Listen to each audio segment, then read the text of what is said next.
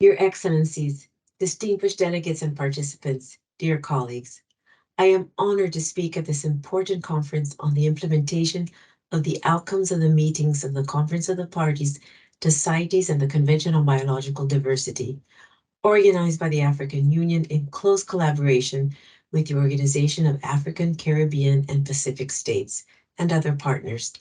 Thanks to the AU Commission and donors for the excellent preparations and for inviting the CITES Secretariat. And of course, warm thanks to all of you for your continued interest in the implementation of the conventions to secure your biodiversity for future generations.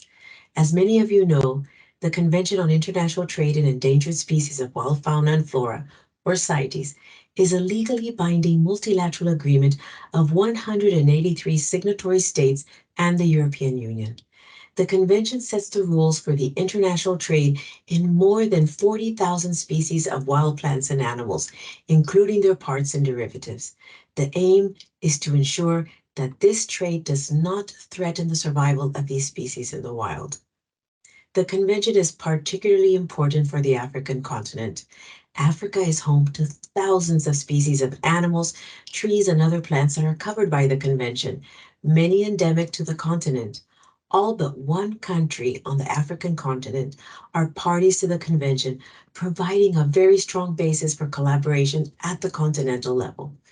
The CITES Strategic Vision for 2021 to 2030 was adopted at COP18 in Geneva in August 2019, and its vision statement is that by 2030, all international trade in wild fauna and flora is legal and sustainable, consistent with the long-term conservation of species, and thereby contributing to halting biodiversity loss, to ensuring its sustainable use, and to achieving the 2030 Agenda for Sustainable Development.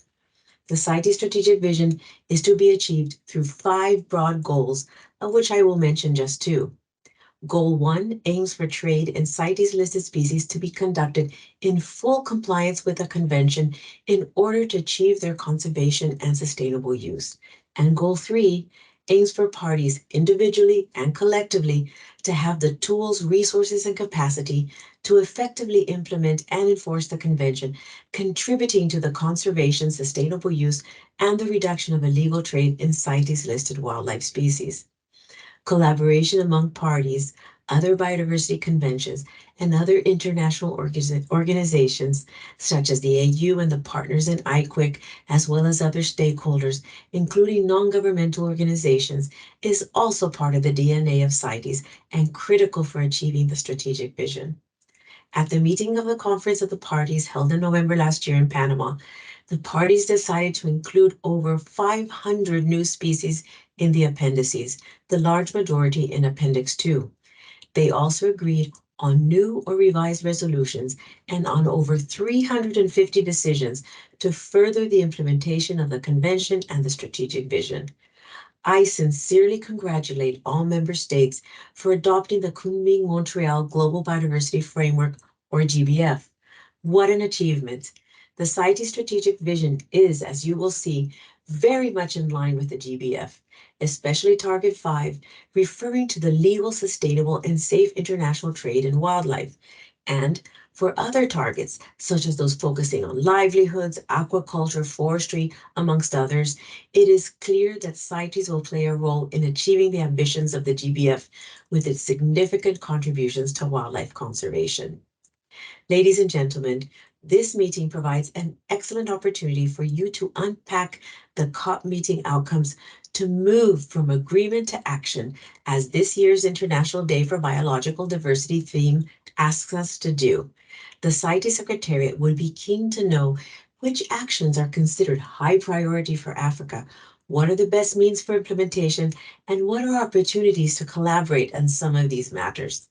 The AUC has an important role to play in consolidating the CITES priority actions into its AU Regional Biodiversity Strategy and Action Plan, so that parties can be guided as they strive to meet their international biodiversity obligations. I hope this conference will support African countries to deploy a transformative agenda towards a sustainable management of Africa's biodiversity.